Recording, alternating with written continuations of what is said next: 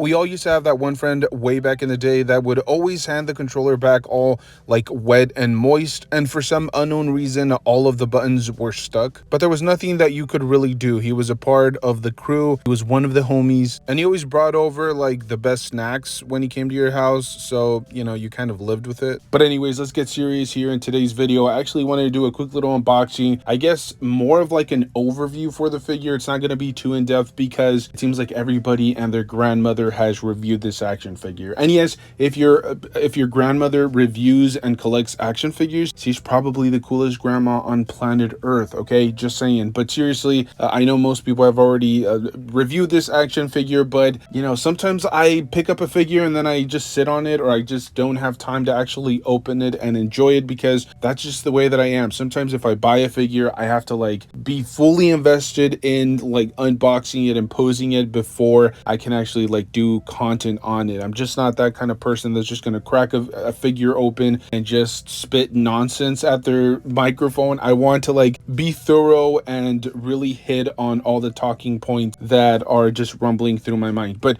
let's start off. I will say the retro package for this, the retro card, is absolutely beautiful. I love how good the figure looks in plastic, and inside the plastic bubble. Now, in terms of the accessories, this particular Miles Morales action figure will come with an extra head sculpt. It will come with 5 hands total, and it will come with that little comic book accessory piece. Now, if you're asking me, this is just my personal opinion, my personal take.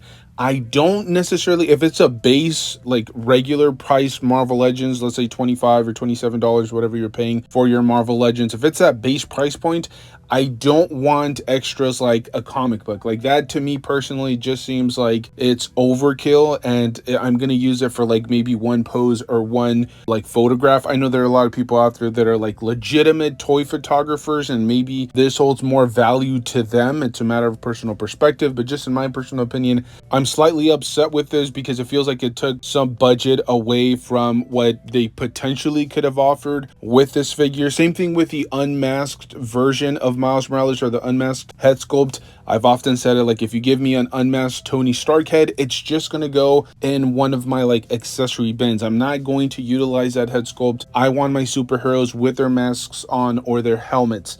So for me personally, I'm just not a huge fan of unmasked head sculpts, unless, as I mentioned prior, if this was like a deluxe release or something like the Maximum Marvel Legends line, then yeah, throw in all the extras that we could possibly get, especially because you're paying the extra markup. But if I'm paying $25 to $28 for a Marvel Legends Spider-Man action figure, I prefer better articulation and all the extra hands and webbing accessories that I could possibly want. I still don't think that Hasbro has given us like our go-to webbing accessory. I wonder if they could do something like wired webbing for our Marvel Legends action figures. I know that's kind of a little bit of a pipe dream, and usually like overseas action figure manufacturers can offer that. I'm just going to go out on a limb and say it's probably too expensive for Hasbro, but I would love to see more webbing accessories. And I think the basic offering when it comes down to hands for Marvel Legends Spider-Man action figures should be, I don't know, probably 6. Here you're getting 5. It's one fisted hand, it's a web crawling hand, it's another hand to hold the comic book or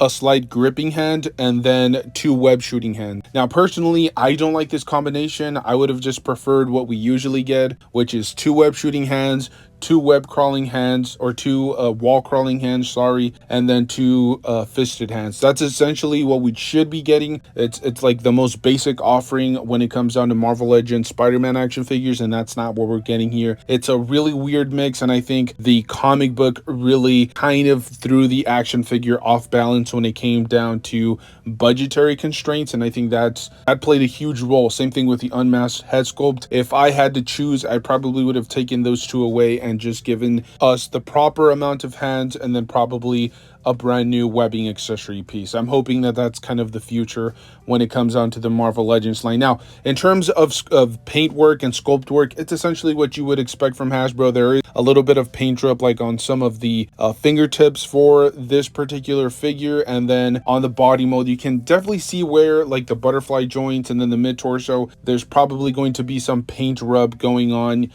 as time goes by as you articulate the figure, but that's not really that much of an issue for me. I'm not a toy photographer. Most of my figures are just going to be displayed in a glass display case. Really where this figure shines has to be the articulation. You're getting that double mid torso articulation. The butterfly joints are absolutely crazy on this figure. Double jointed knees, you're getting an upper thigh cut, a calf cut. I mean, everything that you could want on a figure, you're getting it here. Now, I will say there are a number of different issues when it comes down to the articulation scheme, primarily that neck articulation. So they do have the ball joint with a hinge going forward and backward, but the tilt isn't great. So when you try to get your Miles Morales figure to look sideways, sometimes it's not going to articulate the way that you wanted, and it's going to take a little bit of fidgeting around. So I'm not sure if you can actually go in there and customize the neck hole and fix that, but the articulation isn't great when it comes down to that. The other big point of emphasis is how rubbery and gummy the plastic feels. Like, I was articulating this figure and there were moments where I felt like I was just going to break the figure apart. This has a lot to do with the fact that it's a lot thinner. Some of the limbs are, you know, much more constricted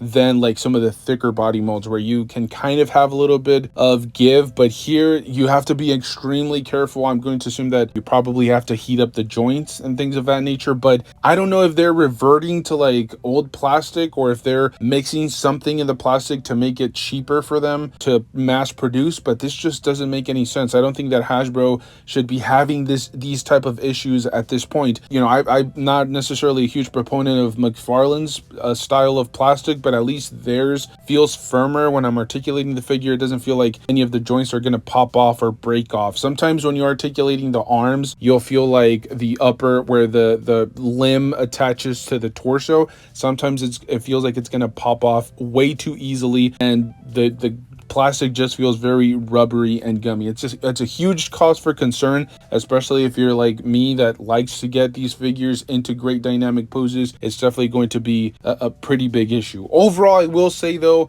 aside from the fact that we're getting I think kind of a pointless little comic book accessory, the fact that we're getting an unmasked head sculpt, which I'm probably never going to display, and the fact that they're using this kind of very cheap plastic, which I'm not necessarily loving, like that aside, I think this may be one of the best Spider-Man Marvel Legends action figures. I'm not sure how much of this is retooling and how much of it is brand new body mold, but from what I could tell, at least, it appears to be all brand new. Like the articulation on this is top notch. The butterfly joint, you can actually get the arms to kick back extremely well. So it's the butterfly joints are forward as well as backwards. Same thing with the mid torso articulation. It's absolutely top notch. I know a lot of people have made a huge point of emphasizing the hips and how much they pop out, and I completely understand it, but that's not really a big issue for me. I'm not gonna have this figure standing in an upright, boring position. Most of my Spider-Man figures are in like a web swinging pose anyways on an action figure stand. And by the way, in case you guys are wondering, I can't find for the life of me my webbing accessories. I believe I had some that were included with a Mezco Spider-Man action figure. Those are the ones that I usually use, but I am actually planning on buying some from eBay, so I'll eventually get some webbing accessories for my Spider-Man Marvel Legends action figures. But that aside, I think this is a very good offering. Though there are some minor issues, but you have to consider this is essentially a budget action figure line. You're only spending about $25, so you will run into some QC issues, things like the paint being a little bit off, things like some of the articulation scheme being a little bit weird. But here I think it definitely works. Aside from those minor little issues that I already mentioned, this may be one of the best Marvel Legends action figures that I've received in quite some time. I think the only real thing that I would change that like really irks me, that isn't a big issue for me, definitely has to be the no toe joints. You're not getting great neck articulation, and then the weird plastic gummy feeling that you're getting. Those are really the only big issues. The rest of it, like the extra comic book accessory and the unmasked head sculpt, I personally don't prefer them, but I don't think it takes anything away from the figure. The other issues that I mentioned, those maybe kind of like downgrade the figure a little bit, but for the most part, as I mentioned, this is probably one of the best Marvel Legends action figures out there. If I had to give it a rating, I would say it's like a mid 8, maybe even a higher 8. If they had addressed some of those minor key points that I mentioned earlier, I think this could have easily been a 10. But you know, as I mentioned, you do have to consider how much you're paying for it and some of the issues that you're going to run into when you're posing and articulating your figure. But as always, this is just my personal opinion, my personal humble take on it. I'm very curious to see what you guys have to say about the figure as a whole. Did you pick it up? Do you plan on picking it up? Let me know your thoughts down below. Thank you guys so much for tuning in. Stay safe out there. Make sure to enjoy the hobby, pose your action figures, play around with them. Stay safe out there, and I'll see you guys in the next one. Thank you.